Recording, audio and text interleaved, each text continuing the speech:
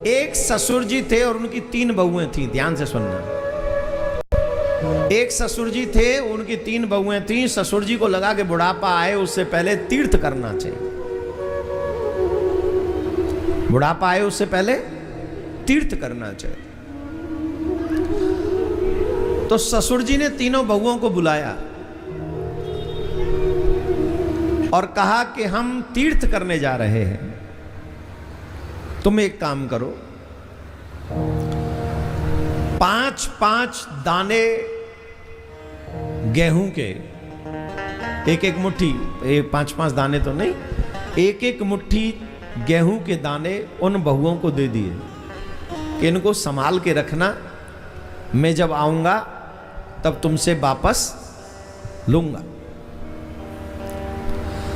बड़ी बहू जब ससुर जी चले गए तो बड़ी बहू ने कहा, हम तो सोच रहे थे, क्योंकि पहले तो तीर्थ जाने का मतलब ये था ना, आवे आवे ना भी आवे। आजकल की तरह थोड़ी तीर्थ में क्या आज जा रहा हो 2 दिन बाद आ जावे वो। पहला तीर्थ तो तीर्थ ही था। रामेश्वरम चले गए तो क्या नाव पलट गई, वो वहां चले गए तो गंगा सागर, सबरे तीर्थ बार बार गंगा सागर, और गंगा में गंगा पलट गई, वो बड़ा लंबा चौड़ा फाट है वहां, समुद्र जैसी दिखती है गंगा, वहां में नाव पलट गई तो है गो तीर्थ है गो। और केदारनाथ बद्रीनाथ पैदल जा रहे हैं यहीं से, ऋषिकेश से ही।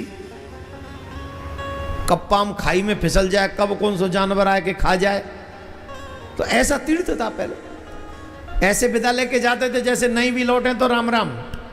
ससुर ने कहा कि मैं जा रहा हूं और तुम जब वापस आऊंगा तो गेहूं मुझे वापस चाहिए। बोल ठीक।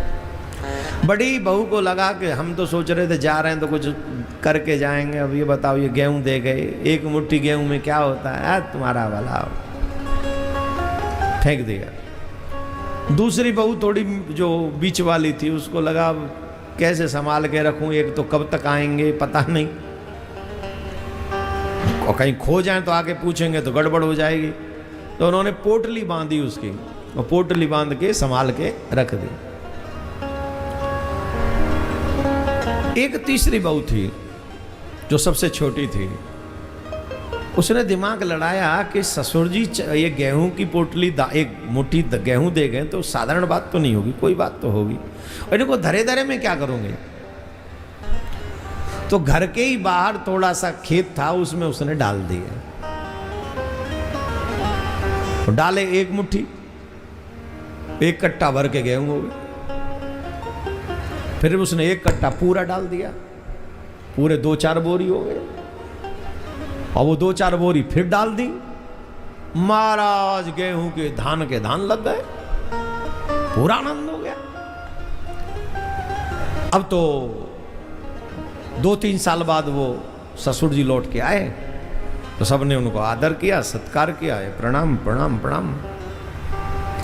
ससुर जी को याद था कि हम दे के क्या गए, तो पूछा, बेटियों मैंने तुम्हें वो गेहूं दिए थे, अनाज दिया था, वो कहाँ है, लाओ।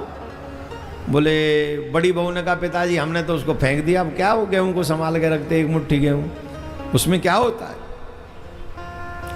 बोला अच्छी बात है। दूसरी बहू से कहा, बेटी तुमने क्या किया।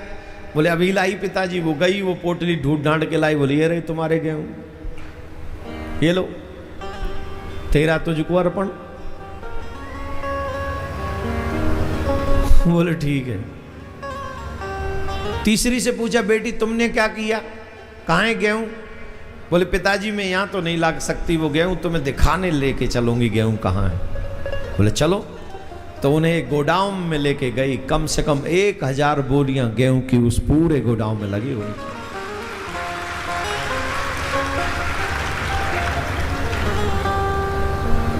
ससुर जी समझ गए कि यही बहू ऐसी है जो मेरे कार्यभार को संभाल सकती है।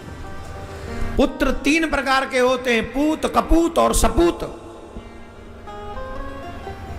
ध्यान से सुनिए, पूत, कपूत और सपूत। जो अपने बाप की संपत्ति को मिटा दे, उजाड़ दे, जुए में इसमें उसमें, वो कपूत। जो जस का तस रखे वो पूत, और जो उसे बढ़ा दे वो सपूत।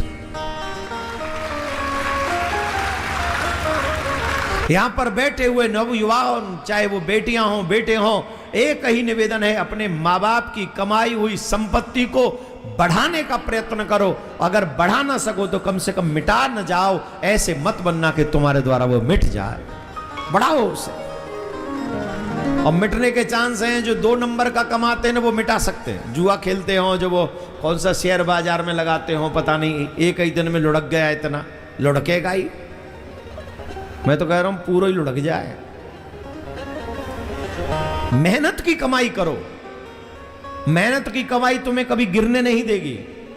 जुआ ये सब 2 नंबर की कमाई कितना भी कमा लो, एक दिन लॉस होगा तगड़ा और उसके बाद उठ नहीं सकोगे।